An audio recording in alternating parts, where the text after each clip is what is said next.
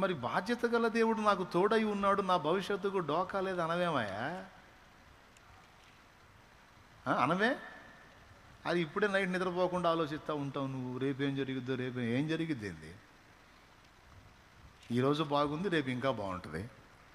దేవుణ్ణి బట్టి ఈరోజు స్తోత్రం, రేపు డబుల్ స్తోత్రం.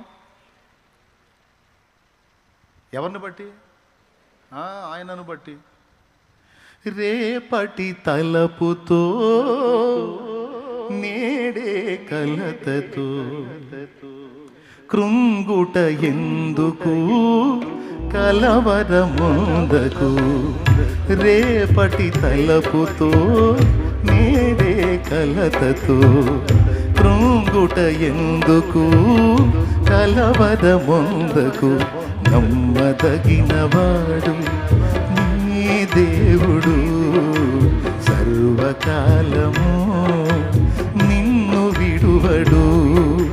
వాగ్దానమే నీకుండగా భయమేలనే ప్రాణమా, వర్ణింపగా సాధ్యమా నీపైన యేసయ్యకున్న ప్రేమ. నిన్నే పిలచి తనలా మలచే యేసుపై ఆనుకో నా ప్రాణమా, ఆ యేసునే నమ్ముకో అంతరంగమా. యేసుపై ఆనుకో నా ప్రాణమా, ఆ యేసునే నమ్ముకో అంతరంగమా. హృదయమా నా హృదయమా, యేసయ్య ప్రేమను గాంచుమా, యేసయ్య ప్రేమను గాంచుమా. ప్రాణమా ప్రాణమా నా ప్రాణమా, యేసయ్య స్నేహము గోరుమా, యేసయ్య స్నేహము గోరుమా. నిన్నే తలచి నిన్నే వలచి దేవుడే మనుషుడైన చిత్రము చూడుమా, ఆ దేవుడే చిత్రము చూడుమా. దేవుడే మనుషుడైన చిత్రము చూడు, నీ భవిష్యత్తు కోసం. ఆ దేవుడే దీనుడైన చిత్రము చూడు. అది చేసినోడు ఇది చేయలేడా? నీ భవిష్యత్తు కోసం భూమి మీదకి వచ్చి ప్రాణం పెట్టినోడు బతికే 4 రోజులకి నీకు సపోర్ట్ చేయడా? ఎంతమందికి విశ్వాసం ఉంది? మరెందుకు దిగులు పడుతున్నావు? మరెందుకు టెన్షన్ పడుతున్నావు? మరెందుకు నిద్ర లేకుండా ఇబ్బంది పడుతున్నావు? మరెందుకు తిండి మానేసి తిరుగుతున్నావు? మరెందుకు భయపడతా ఉన్నావు? ఊరుకూరుకునే ఎందుకు టెన్షన్ పడుతున్నావు? పోనీ ఇంతసేపు దడపడి సమస్య నువ్వేమైనా డీల్ చేస్తావా? జరిగిపోయిన వాటిని నువ్వు మార్చగలవా? జరగబోయే భవిష్యత్తును నువ్వు శాసించగలవా? దేవుణ్ణి బట్టి శాసించగలవు. దేవుణ్ణి పట్టుకుంటే. దేవుణ్ణి పట్టుకోకుండా దిగులు పడ్డావు అనుకో, ఏ సమస్య గురించైనా భవిష్యత్తు కూడా పాడు చేసుకుంటాం. బిడ్డ గుర్తుపెట్టుకో, ఏదన్నా నువ్వు ఆశించింది ఒకటి నీకు అందలేదనుకో, అంతకంటే శ్రేష్టమైంది ఏదో ఇవ్వబోతున్నాడు. ఏదన్నా నువ్వు పొందుదాం అనుకున్నా నీకు దక్కలేదని, అంతకంటే శ్రేష్టమైంది అది గుర్తుపెట్టుకో. ఎందుకంటే ఫినిషింగ్ టచ్. దేవుడు నిన్ను ప్రేమిస్తున్నాడు పిచ్చిదానా. దేవుడు నిన్ను ప్రేమిస్తున్నాడు. ఎంత ప్రేమో నువ్వు అంటే ఆయనకి. అందుకే నిన్ను ప్రేమిస్తున్నాడు కాబట్టి నువ్వు అడిగినవన్నీ చేయటల్లా. నువ్వు అడిగినవన్నీ చేశాడనుకో దేవుడు, ప్రేమించినట్టు కాదు, నీ మీద పగబట్టినట్టు. మనం అడిగినవన్నీ చేశాడనుకో దేవుడు ప్రేమించినట్టు కాదు, పగబట్టినట్టు. ఎందుకంటే మనం అడిగే వాటిలో చాలా వరకు మన ఇల్లు మనమే తగలబెట్టుకునే ఉంటాయి. ఎందుకంటే మన తెలివది. మనం అడిగే వాటిలో చాలా మనమే అగ్గిపుల్ల గీసుకునే ఉంటాయి. అది మన తెలివి. అందుకని ఆయన మన నాన్న కాబట్టి, తండ్రి కాబట్టి, ప్రేమ కలిగినోడు కాబట్టి, ప్రేమను బట్టి నువ్వు అడిగినవన్నీ చేయడు. నువ్వు అడిగిన కాలంలో చేయడు, నువ్వు అడిగిన ప్రకారం చేయడు. నువ్వు అడిగింది క్రమంగా ఉండి నీకు భవిష్యత్తుకు డోకా లేదనుకుంటే ఖచ్చితంగా చేస్తాడు. నువ్వు అడిగింది మంచిదైతే, నీకు యోగ్యమైనదైతే ఖచ్చితంగా చేస్తాడు. నువ్వు అడిగిన టైంలో కూడా చేస్తాడు. లేదు, దేవుడు నీకేదో గొప్పగా చేద్దాం అనుకుంటే నువ్వేదో అంజూరు పాకుల్లాగా తిప్పలు పడితే నవ్వుకుంటాడు. మన తెలివంతా అంజూరు పాకులే.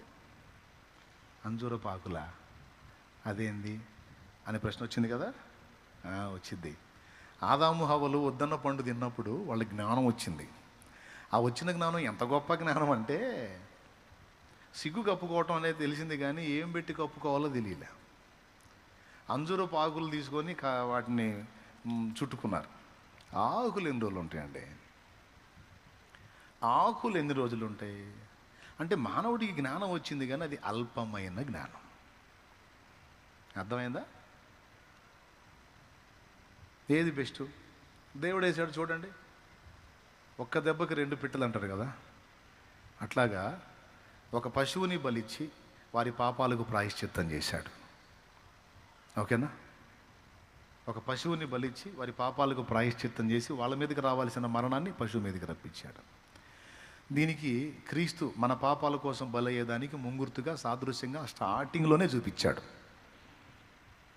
ఏమైనా అర్థమైందా? వీళ్ళకు బదులు ఒక పశువు, అలా మనకు బదులు దేవుడు తానే బలయ్యేటువంటి ఘట్టం ముంగుర్తుగా అక్కడ చూపించాడు. వాళ్ళ పాపాలకు ప్రాయశ్చిత్తం దాని మరణంలో చూపించాడు. దాని చర్మాన్నే తీసుకొని వాళ్ళ దేహాలకి కచ్చడాలుగా చేశాడు. చర్మపు చొక్కాయిలు తెలుసా మీకు? వాటి వల్ల ప్రయోజనం 3 కాలాలు క్షేమం. చలికాలం నువ్వు చర్మపు చొక్కాయలు వేసుకుంటే వెచ్చగా ఉంటుంది. వేసవి కాలంలో నువ్వు చర్మపు చొక్కాయలు వేసుకుంటే చలవ. వర్షాకాలంలో వేసుకుంటే తడవవు. చూసావా?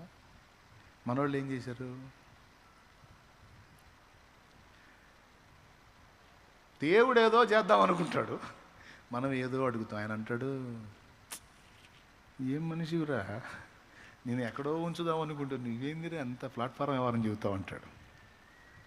ఏమైనా అర్థమైందా? కాబట్టి దేవుడు నీకు ఒకటి చేయలేదు, నీకు ఒకటి ఇవ్వలేదు, ఒకటి కార్యం జరగలేదు అంటే, నిన్ను ప్రేమించే దేవుడు నీకు ఎందుకు అందనిలా? నిన్ను ప్రేమించే దేవుడు ఆ పరిస్థితిని నీకు ఎందుకు అనుమతించాడు? దాని వెనక నీకు ఇంకా శ్రేష్టమైంది దాచిపెట్టాడు. అర్థమై కొడుతున్నావా లేకపోతే నేను ముగించానని కొడుతున్నావా? అర్థమైతే గట్టిగొట్టు మరే. హల్లెలూయా. లైవ్లో ఉన్నవాళ్ళు, జూమ్లో ఉన్నవాళ్ళు కూడా చెప్పండి, దేవుడు నీకు ఇంకా శ్రేష్టమైన దాన్ని దాచి ఉంచుతాడు. నీ పిల్లలకు కూడా చెప్పు. వాళ్ళు ఏడుస్తూ ఉంటారు, కృంగిపోతూ ఉంటారు, నేను ఇది అనుకున్నాను మమ్మీ, నాకు ఇది కాలేదు, డాడీ నాకు ఇది కాలేదు. అదే ఎవడను ఇంకా శ్రేష్టమైనవి, ఇంకా శ్రేష్టమైనవి. యెషయా అనుకున్నాడు, వాడు ఆ మందను కాసుకొని బతికితే చాలాడు, ఆ చిన్న మందను కాసుకొని బతికితే, రే వాడు యుద్ధానికి కూడా పనికి రా, నువ్వు గొర్రెలకు పోరా, గొర్రెలకు పో, ఆ మందను కాసుకొని బతికితే చాలు అనుకున్నాడు. కానీ ఇశ్రాయేలు సమూహం అంతా, ఇశ్రాయేలు మందంతటిని కాయటానికి దేవుడు ఏర్పరచుకున్న పాత్ర దావీదని యెషయాకి తెలియదు. ఆ చిన్న మందను కాసుకుంటే ఆడు బతికిపోతాడు, ఈ జీవితం చాలా ఆడికి అనుకున్నాడు. అందుకే మిగిలిన కొడుకులందరినీ తీసుకొచ్చాడు. అసలోనిది ఎలా, నీ కొడుకులు ఇంతమంది అయినా ఇంకెవరన్నా ఉన్నారా అని సమూయేలు అడిగితే, ఇంకనూ కడసారి వాడు ఉన్నాడు. మరి మొత్తాన్ని తెమ్మన్నాగా, వాడు చిన్నోళ్ళు 2 గొర్రెలు కాసుకున్నాడు, వాడికి అయ్యే ఎక్కువ. పిల్లవా, దావీదు అల్లంత దూరంలో ఉండి, అదిగో నేను ఏర్పరచుకున్నవాడు వస్తున్నాడు, ఓ తైలం పోయిపోమన్నాడు దేవుడు. అరే నీ బిడ్డ ఇలాగుంటే చాలని నువ్వు అనుకుంటావు, నీ బిడ్డకి మంచి భవిష్యత్తును దేవుడు డిజైన్ చేసి పెట్టాడు, ఇంకా బెటర్ లైఫ్. నువ్వు అనుకుంటావు వాడు ఇలా బతికితే చాలు, నువ్వు అనుకుంటావు వాడు అలా బతికితే చాలు, దేవుడా వాడికి ఈ మాత్రమే చాలు, వాడికి ఆ మాత్రమే అని నువ్వు అంటావు. నీకంటే ప్రేమ గలవాడు, వాని సృష్టి వెనుక నీ హస్తం కాదు ఆయన హస్తం ఉంది. ఇంకా బెటర్గా వాని ఎడల ప్రణాళిక దేవుడు నెరవేరుస్తాడు, ఆమె ఎడల ప్రణాళిక దేవుడు నెరవేరుస్తాడు. మీరు చెప్పండి, యోసేపు వాళ్ళ అమ్మని మనం కూర్చోబెడితే, ఒకవేళ రాహేల్ బతికుంటే ఏమని ప్రార్థన చేసేది? మా అబ్బాయి పొరపాటును కూడా ఐగుప్తు పోకూడదు తండ్రి, వాడు ఇక్కడే ఉండాలి ప్రభా, వాళ్ళ అమ్మలతో పాటు గొర్రెలే కాసుకోవాలి తండ్రి. ప్రభా స్తోత్రం నాయన, నన్ను ఎప్పుడు మావాడు గొర్రెలు గాయాలి, గొర్రెలు గాయాలి, గొర్రెలు గాయాలి, బర్రెలు గాయాలి, బర్రెలు గాయాలి, గొర్రెలు గాయాలి ప్రార్థన చేసేది. ఎందుకంటే వాళ్ళు వృత్తి అదే కాబట్టి. చేసిద్దా చేయదా? లేకపోతే మావాడు రాజు అవ్వాలని చేసిందా? ఏ దేశానికి రాజు అవుతాడు? అసలు రాజ్యం ఏదో వాళ్ళకి ఏమని చేసేది? ఇప్పుడు నువ్వు చేసినట్టే చేసేది. నువ్వేదో గొర్రెలో బర్రెలో దేవుడు ఆడుతావు మీ వాడికి. ప్రభా మా వాడికి అది రావాలి, మా వాడికి ఇది కావాలి, మా అమ్మాయికి అది కావాలి, మా అమ్మాయికి ఇది కావాలి. ఏ గొర్రెలో బర్రెలో దేవుడు ఫిక్స్ అయిపోవాలని నువ్వు అనుకుంటావు. స్థిరపరచమని అడుగుతావు. దేవుడు మౌనంగా ఉంటాడు. ఎందుకంటే దేవుడు యోసేపు చేత గొర్రెలు బర్రెలు గాపించాలని కాదు, యోసేపుని లక్షల మందికి రక్షకుడుగా నిర్ణయించాడు దేవుడు. ప్లాన్ అండి. యోసేపుని లక్షలాది మందికి రక్షకుడుగా నియమించాడండి. తన జనాంగం మొత్తానికి ఆధారం చేశాడండి. యోసేపుని గొర్రెలు కాసేవాడుగా కాదు, ఒక సింహాసనం ఎక్కి పరిపాలించి ఫరోకే ఫరో అయ్యేంత స్టేటస్లోకి యోసేపుని డిజైన్ చేశాడండి దేవుడు. ఇంత ప్లాన్ వాళ్ళమ్మకేం తెలుసు, యాకోబుకేం తెలుసు అండి? యాకోబు అన్నలకు కూడా తెలియదండి. యాకోబు కుమారులు మిగిలిన కొడుకులు యోసేపు అన్నలకు కూడా తెలియదు. పనికిమాలినోడు కళ్ళలు గంటాడు, ఊరగ తిని నిద్రపోతాడు, నిద్రపోతే కళ్ళైగా వచ్చేది, దిక్కుమాలిన కళ్ళన్నీ గంటాడు, వచ్చి మనల్ని ఎగతాళి చేస్తూ ఉంటాడు, ఈయన చంపేయాలనుకున్నారు వాళ్ళు. కానీ ఆ వ్యక్తి విషయంలో దేవుని ప్లాన్ ఏంటి? యోసేపు వాళ్ళు అమ్ముంటే ఏమని అడిగేది? మీరు చెప్పండి, ఏం అడిగేది? మావాడు రాజు అవ్వాలంటే గొర్రెలు మంచిగా సమృద్ధిగా అభివృద్ధి చెందాలి తండ్రి, చాలా విస్తారమైన మందలు కావాలి, గొర్రెలే గాయాలని అడిగిద్దా? ఏం అడిగిద్ది? ఇప్పుడు నువ్వేం అడుగుతున్నావు అదే అడిగిద్ది. నువ్వేదో అనుకుంటావు అదే జరగాలి మా వాడికని అనుకుంటావు. జరిగిస్తే స్తోత్రం, జరిగించకపోతే గుర్తుపెట్టుకో, గొర్రెలు మందలు పశువులు కాదు, మనుషుల్ని గాయబోతున్నాడు. మనుషుల్ని గాయబోతున్నాడు. దేవుడు కార్యాలు జరగబోతున్నాయి. నువ్వు ఊహించని మలుపులు తిరగబోతున్నాయి. నువ్వు అనుకొనని కార్యాలు జరగబోతున్నాయి. ఈరోజు ఈ చిన్నది చాలు, ఈ కొంచెం చాలు, ఈ కొంచెం చాలు నువ్వు అనుకుంటున్నావు. నో నో నో, నువ్వు ఊహించిన దానికంటే అడిగిన దానికంటే ఉన్నతంగా దేవుడు కార్యాలు జరిగించబోతున్నాడు. ఇది భవిష్యత్తు. అది నీ తలంపుల్లో ఉండాల్సింది, అది నీ ఆలోచనలో ఉండాల్సింది. అది ఇది మిస్ అయిందా, మరి శ్రేష్టమైంది అనే అనుకోవాలి. కానీ అనుకున్నది దక్కల. ఇంక నేను ఎందుకు బతకాలి? నీ బొంద. అంతకంటే శ్రేష్టమైన జీవితాన్ని నా తండ్రి నీకు సిద్ధపరిచాడు, నీ బిడ్డలకు సిద్ధపరిచాడు. నీ భవిష్యత్తు ఆశీర్వాదకరంగా ఆయన ప్లాన్ చేసుకుని ఉండొచ్చు. కాబట్టి నా జీవితం అంతే. నేను ఊహించలేదు కదా, అందుకే స్టార్టింగ్ ఆ పాట పాడుకున్నా. మరి పాడే కదా, ఇంకొద్దులే, టైం అయిపోయింది కదా, ప్రార్థన చేస్తాను. దేవునికి స్తోత్రం. కాబట్టి మీరు ఎంతమంది అర్థం చేసుకున్నారేమో, నిన్ను ప్రేమించి నీకై ప్రాణం ఇచ్చిన నా ప్రభువు నీ భవిష్యత్తుకే భూమి మీదికి దిగొచ్చి సిలువ నీకు ప్రాణం పెట్టి నీ భవిష్యత్తుకు డోకా లేకుండా నీకు రక్షణ మార్గాన్ని వేసిన ప్రభు ఈ భూమి మీద కూడా నువ్వు ఎదుర్కొనే రకరకాల పరిస్థితులన్నిటికీ తప్పించుకోవడానికి మార్గాలు వేశాడు, నీకు సహాయం అందడానికి దారులు వేశాడు. నీ భవిష్యత్తు, నీ వారి భవిష్యత్తుకి ఇబ్బంది లేకుండా, ఎందుకంటే నువ్వు క్రీస్తులో ఉన్నావు. ఇబ్బంది లేకుండా అన్ని విషయాలు ఆయన ఎంటర్ అవుతాడు. నువ్వు నమ్మినా నమ్మకపోయినా అని నేను అనను, మర్యాదగా నమ్ము. దేవునికి స్తోత్రం. మర్యాదగా నమ్ము, నెమ్మదిగా ఉండు. ఆఖరికి చావైనా సరే, నీకెంత కంపెనీ జబ్బున్నా ఆయన సెలవు లేకుండా సాగు కూడా రాదు. అంతే. దేవుడు స్వస్థపరచగలడు. ఆయన చిత్తమైతే ఒక నీ రిపోర్ట్ అద్భుతంగా మార్చి ఒక సాక్షిగా నేను నిలబెట్టగలడు. మిగిలిన వాళ్ళకి జరిగిందంటే వాళ్ళెవరికి జరగంది నీకు జరగవచ్చు. వాళ్ళెవరికి చిక్కని కృప నీకు చిక్కొచ్చు. వాళ్ళెవరికి దక్కని భాగ్యం నీకు దక్కొచ్చు. కరోనా టైంలో 70 శవాలు లేచిపోయినాయి కిరణ్ చుట్టుపక్కల, 70 శవాలు. డాక్టర్ గారు అన్నాడు, డాక్టర్ సుబ్రహ్మణ్యం గారు, దేవుని బిడ్డ, ప్రార్థనాపరుడు, కిరణ్ అన్న దగ్గరికి వెళ్ళి చెప్పాడు, కిరణ్ అన్న వాళ్ళెవ్వరికి లేనిది నీకుంది, దేవుని కృప, నీకేం కాదన్న ధైర్యంగా ఉండాలి, నీకు ఇస్తాడు. ఇదే అనుకో, వాళ్ళకు లేనిది నాకుంది, దేవుని కృప.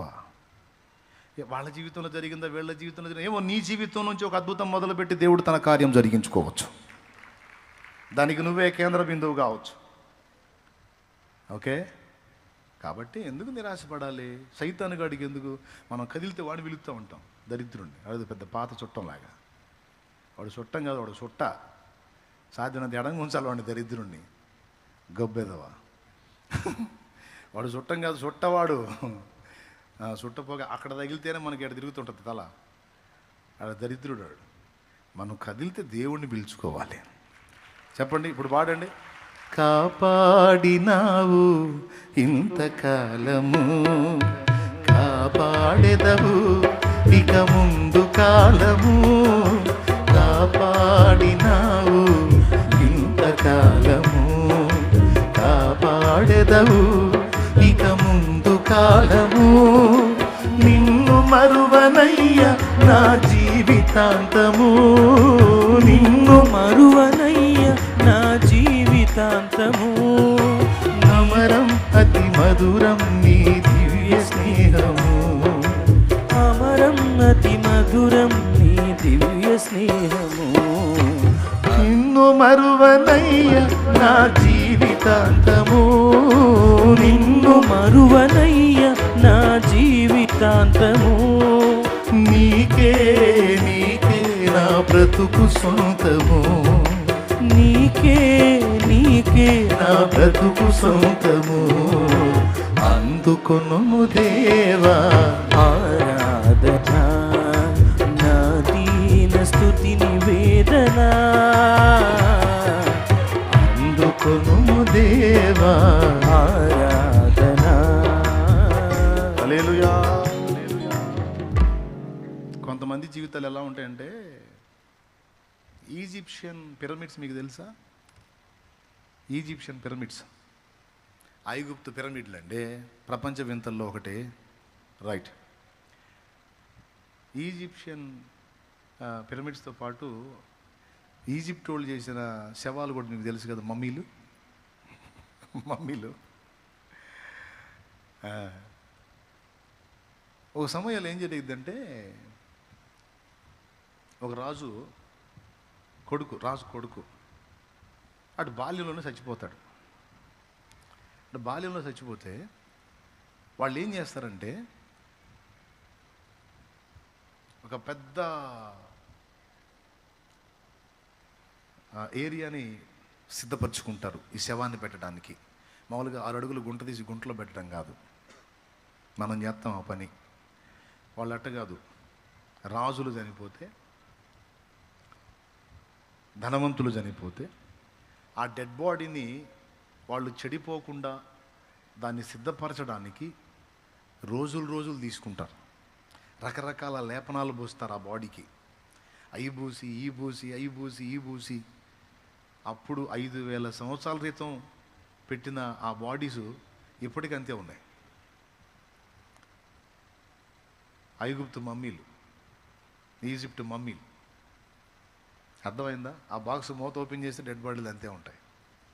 అప్పుడెప్పుడో భూస్థాపన చేసినాయి. ఆ భూస్థాపన అంటే భూమిలో పెట్టినవి కాదు, ఆ బాక్సుల్లో పెట్టి భద్రపరుస్తారు. వాళ్ళు వాటికి లేపనాలు పూస్తారు. ఐగుప్తులో యాకోబు చనిపోయినప్పుడు, యోసేపు తండ్రి అయిన యాకోబు చనిపోయినప్పుడు కూడా ఆయన్ని చాలా రోజులు సుగంధాలతో సిద్ధపరిచారట, ఆ బాడీ ఖరాబ్ కాకుండా. అలాగా ఈ యువరాజు చనిపోయినప్పుడు ఎందుకు వాళ్ళు అలా చేస్తారంటే, అలా బాడీని లేపనాలు పూసి సిద్ధం చేసి, ఇది ఒక్కటేనండి నేను ప్రార్థన చేస్తా, మనసు పెట్టినండి, అది అట్లా, అది అప్పటి బాడీస్ అయి అట్లా వాటికి అన్ని రకరకాలు పూసి బాడీ ఖరాబ్ కాకుండా అది బాక్సులో పెడతారు. పెట్టి ఏం చేస్తారంటే, ఆ బాక్స్ని ఒక ఏరియాలో పెట్టి అదంతా ఓపెన్ పెట్టేసి, ఆ ఓపెన్లో బంగారు, వెండి వస్తువులు, రకరకాలు అక్కడ విలువైన సంపద అంతా తెచ్చి అందులో పెడతారు. వాళ్ళ విశ్వాసం ఏంటంటే, వాళ్ళు లెగుస్తాడు, లేచినప్పుడు ఇవన్నీ అడిగి ఉపయోగపడతాయని. మన వాళ్ళు తాగుబోతుళ్ళు సీసా పెట్టినట్టు తెలుసా మీకు? తాగుబోతుళ్ళది భలే సందడి ఉంటుంది. చచ్చిపోయిన దగ్గర వాళ్ళతో పాటు ఆడు తాగి చచ్చిపోయాడు. నాకు ఇట్లాంటి కేసులు చాలా తగిలినాయి. అప్పుడు సమాధి కార్యక్రమానికి వెళ్ళేవాడినిగా, అప్పుడప్పుడు టింకు మాస్టర్లు కూడా తగిలేవారు. తాగి చివరాఖరిలో మారు మనసు పొంది బాప్తీసం పొంది ఇక అంతా వదిలేసుకొని దేవుణ్ణి నమ్ముకొని బాప్తీసం పొంది ప్రభు పిలుపుని బట్టి చచ్చిపోతాడు అనుకో, ఆ సమాజ కార్యక్రమానికి మేము పోతే వీళ్ళు వస్తారు మందుబాబులు వచ్చి వాళ్ళ డైలాగులు ఉంటాయి. రే లేరా, రే ఇదిగో క్వార్టర్ ఫుల్ లేరా లేరా అని లేపుతున్నాడు. లేవడు పొరపాటున వాళ్ళు లేస్తే ఇది తాగిందంతా దిగిద్ది. సరే అది వేరే సంగతి. చచ్చిపోయి ఆ సమాధికి వెళ్ళేటప్పుడు గుంట తీసి ఈయన బాడీని అందులో పెట్టేటప్పుడు వాడు అంటాడు, రే తెచ్చావా తెచ్చావా, తెచ్చారా, పెట్టురా, తలాపును పెట్టు, ఈ పక్క ఒకటి పెట్టా, ఎందుకంటే మధ్యలో వాళ్ళు లేచి ఎప్పుడన్నా తాగాలనిపించినప్పుడు తాగుతాడని. దానివల్లే చచ్చిపోయింది. అర్థమైందా? 70-80 ఏళ్ళు బతకాల్సినోడు ఇప్పుడు 30-40కి పోయాడు దానివల్లే. అయినా సరే ఆడి మధ్యలో లేచి తాగాలని ఆడి శ్వాసం చూడు. మరి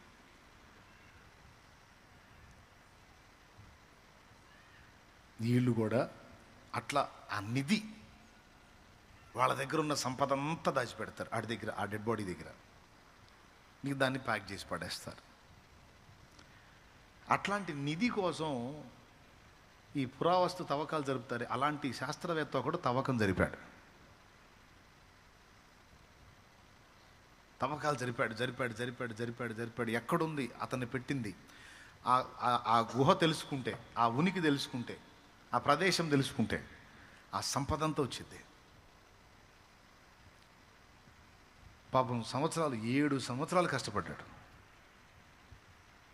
7 సంవత్సరాలు కష్టపడి తవ్వి దొరకలా. చివరికి ఆపేశాడు. తను యంగ్స్టర్గా ఉన్నప్పుడు ఆ పని చేశాడు. దాదాపు ఒక 30 ఏళ్ల ప్రాయంలో ఆ పని చేశాడు అనుకోండి. 30 ఏళ్ల ప్రాయంలో ఆ పని చేశాడు అనుకోండి. వర్కౌట్ కాల, ఆపేశాడు. ఇంకా అది అట్లనే అయిపోయింది, ఆ గుంట అలానే అయిపోయింది. ఇంకా ప్రదేశానికి వెళ్ళలేదు. తర్వాత మామూలు లైఫ్లోకి వచ్చేసాడు. 40 ఏళ్ళు గడిచింది. ఎన్నేళ్ళు? 40 ఏళ్ళు గడిచింది. 40 ఏళ్ళు గడిచిన తర్వాత ఆయనకి కూతురు పుట్టింది. కూతురు పెద్దదైంది. కూతురు ఒకరోజు సంభాషణలో మాట్లాడుతూ, డాడీ నువ్వు ఫలానా దానికోసం రీసెర్చ్ చేసావు కదా, పరిశోధన చేసావు కదా, అది అక్కడే ఉందనేది చాలామంది చెప్తున్న విషయం కదా, మరి ఎందుకని నువ్వు తవ్వకాలు జరుపుతుందంటే 7 సంవత్సరాలు తవ్వించానమ్మా, ఏం దొరకలేదు అంటే, ఎంత డీప్లోకి వెళ్ళారు అని అడిగాను. ఎంత డీప్లోకి వెళ్ళాను? ఇంకొక అడుగు తవ్వించకపోయావా, ఒకవేళ దొరకొచ్చు కదా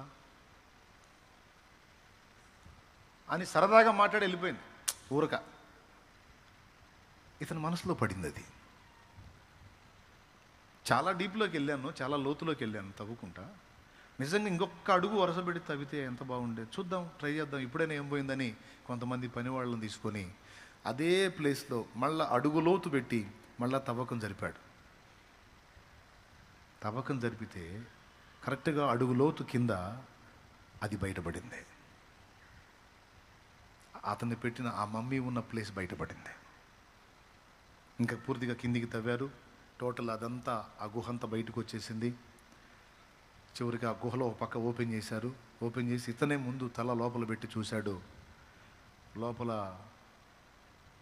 అంత గోల్డ్ ఐటమ్, బంగారంది, అంత విలువైనవన్నీ దగ్గ మెరిసిపోతా ఉన్నాయి లోపల. అట్లాంటిది ఒక ప్లేట్ దొరికినా బాగుండి మనకు అనిపిస్తుంది కదా మీకు. దేవునికి స్తోత్రం కలుగును గాక. హల్లెలూయా. 1 కిలో వెయిట్ ఉన్న ప్లేట్ ఒక్కటి దొరికితే అప్పులన్నీ తీరిపోతాయి ప్రభు, అట్లాంటి దొరికేటట్టు చేయను అనిపిస్తుంది కదా. మనకు ప్లేట్లు అవసరం లేదు, దేవుడే కార్యం చేస్తాడు. దేవునికి మహిమ. తల లోపల పెట్టి చూస్తే అంత మెరిసిపోతూ ఉంది. కాసేపు చూశాడు. తల లోపల పెట్టి పెద్దగా ఏడుస్తున్నాడంట. చాలాసేపు ఏడ్చాడంట. బయటికి ముఖం తీస్తే ఆయన కళ్ళన్నీ నీళ్లతో ఉన్నాయంట, ముఖం అంతా దారులు గారి ఉందంట. ఏడుస్తూ ఉన్నాడు. సార్ సంపద దొరికింది, ఎందుకు ఏడుస్తున్నారని వాళ్ళంతా అడిగితే, దొరికింది కానీ దొరకాల్సిన సమయంలో దొరకలేదురా అన్నాడంట. దరిద్రునిరా, 30 ఏళ్ల ప్రాయంలో ఉన్నప్పుడు ఇంకొక అడుగు కొంచెం ఓర్చుకొని ఇంకొక అడుగు నేను అప్పుడే తవ్వుంటే ఇదంతా ఈ 40 ఏళ్ళు నేను అనుభవించేవాడిని. ఇక రేపో మాపో సస్తున్నాను నేను, ఇంకేం చేసుకోవాలి, అందుకే ఏడుతున్నాను రా అన్నాడంట. అంటే పిల్లలు ఉన్నారు, వాళ్ళు తింటారని కొంచెం గొప్ప ఆనందం ఉంటుంది, కానీ నేను పొందలేకపోయానని ఏడుపు ఉంటుందిగా, ఆ ఏడుపు అనుకోండి. కొంతమంది సైకాలజీ ఎలా ఉంటుందంటే, ఇంతసేపు ఓర్చుకొని ఓర్చుకొని ఓర్చుకొని ఓర్చుకొని తీరా దేవుడు మలుపు తిప్పబోయేటప్పుడు వీళ్ళు వేరే స్టెప్ తీసుకుంటారు. అర్థమైందా?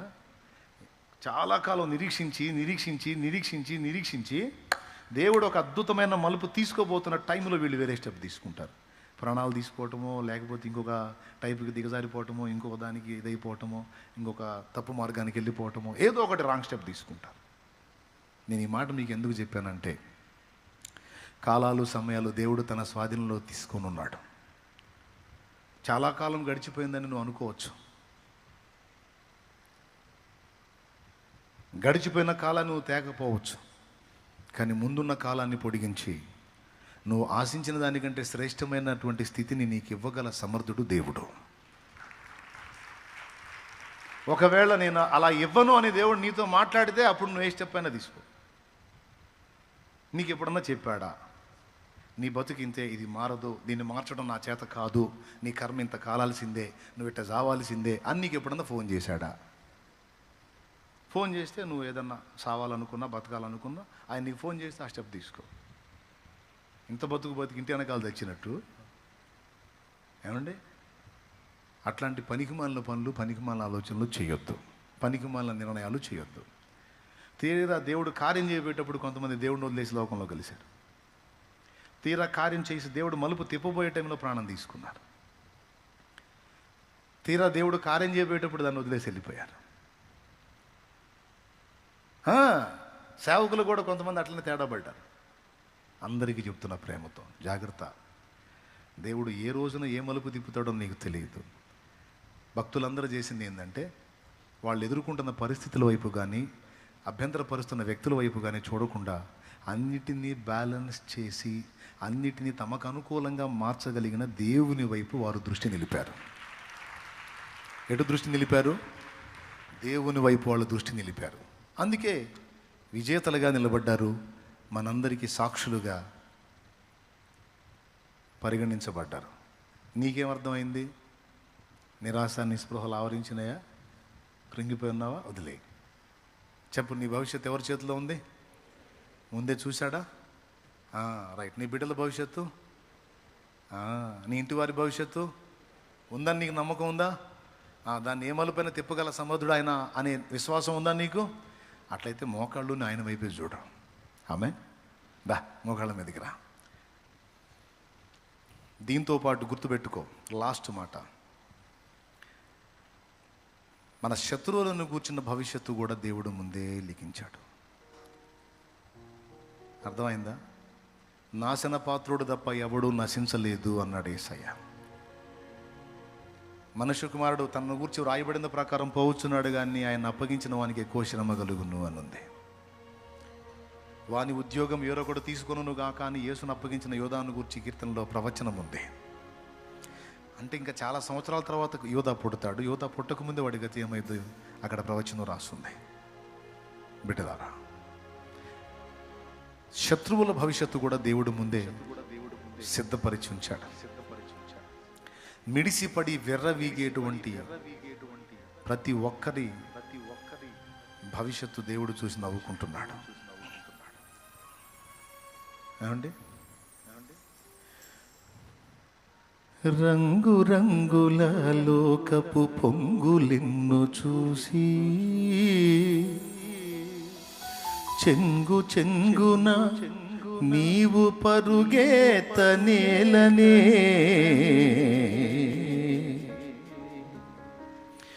అందము మాయా సౌందర్యము వ్యర్థమని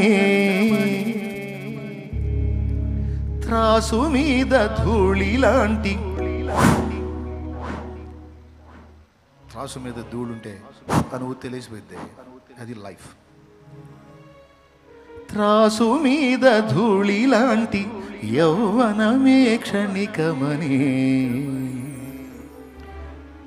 ముడునళము చటని ఎరుగక మిడిసిపడి పొంగేటువంటి శత్రువుల భవిష్యత్తు దేవుడు చూసి నవ్వుకుంటున్నాడు. అది ఎవరైనా సరే.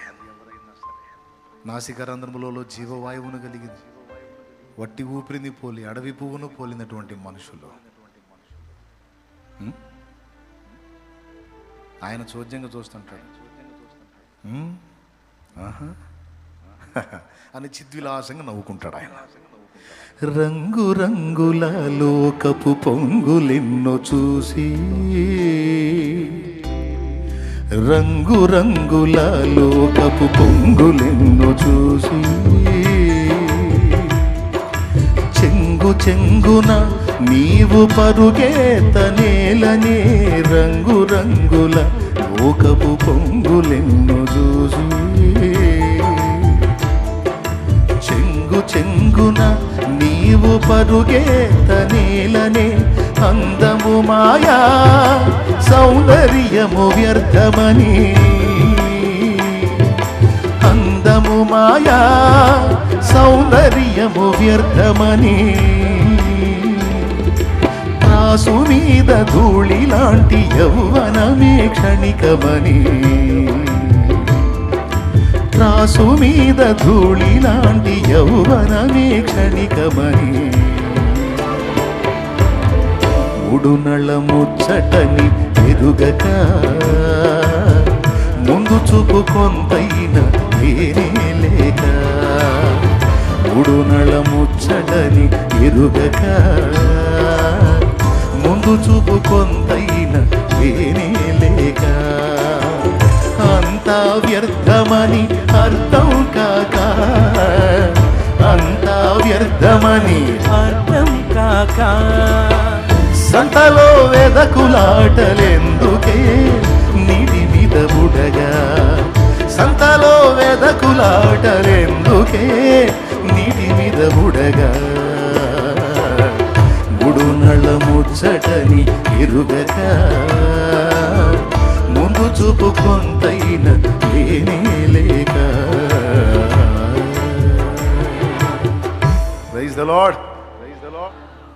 శత్రువుల భవిష్యత్తు కూడా దేవుడు ముందే చూసేశాడు. సైతాను, దేవదూతలు, పడద్రోయబడిన దూతలు, వారికి లోబడి తమ ఆత్మలను అప్పగించుకున్న దుర్మార్గులు, వారి తీవ్రమైనటువంటి భవిష్యత్తు, అగ్నిగుండములో వారి యాతన దేవుడు ముందే చూశాడు. దేవుడు చిద్దులాసంగా నవ్వుకుంటున్నాడు. కాబట్టి నిన్ను వేధించువారు, శ్రమ పెట్టువారు, నిన్ను బాధించువారు, అవమానపరచువారందరూ సిగ్గుపడి తలదించుకొని అభావులయ్యేటువంటి దినం వస్తుంది. కాబట్టి ఎవరు ఏ పరిస్థితుల్లో ఉన్నా, ఎలాంటి వేదనామయమైన పరిస్థితుల్లో ఉన్నా, దేన్ని బట్టి కూడా నువ్వు కృంగిపోవడానికి వీల్లేదు. ఎందుకంటే నీ భవిష్యత్తు నా యేసయ్య చేతుల్లో ఉంది. ఓకే, నువ్వు ఎవరిని బట్టి ఇబ్బంది ఎదుర్కొంటున్న వారి భవిష్యత్తు కూడా ఆయన చేతుల్లో ఉంది. వాళ్ళ భవిష్యత్తు వాళ్ళ చేతుల్లో లేదు, వాళ్ళ భవిష్యత్తు కూడా ఆయన చేతుల్లో ఉంది. అర్థమైందా? కాలేదా? కాబట్టి ఎవరి స్థితి ఎలా మారిద్దో తెలియదు కదా. దేవుడే నీ శత్రువుల విషయంలో కూడా జోక్యం చేసుకుంటాడు. నిన్ను వేధించు వారి విషయంలో జోక్యం చేసుకుంటాడు. బాధించు వారి విషయంలో జోక్యం చేసుకుంటాడు. నేను అవమానపరిచిన వారి ఎదుట నీ తలని ఎత్తుతాడు ఆయన. ఎందుకంటే కొంతమంది ఆ విధమైన ఫీలింగ్స్తో ఇబ్బంది పడుతూ ఉంటారు. దాన్ని కూడా లక్ష్య పెట్టద్దు. అర్థమైందా? ధైర్యంగా దేవుళ్ళో ముందుకు సాగు. జయము నీదే.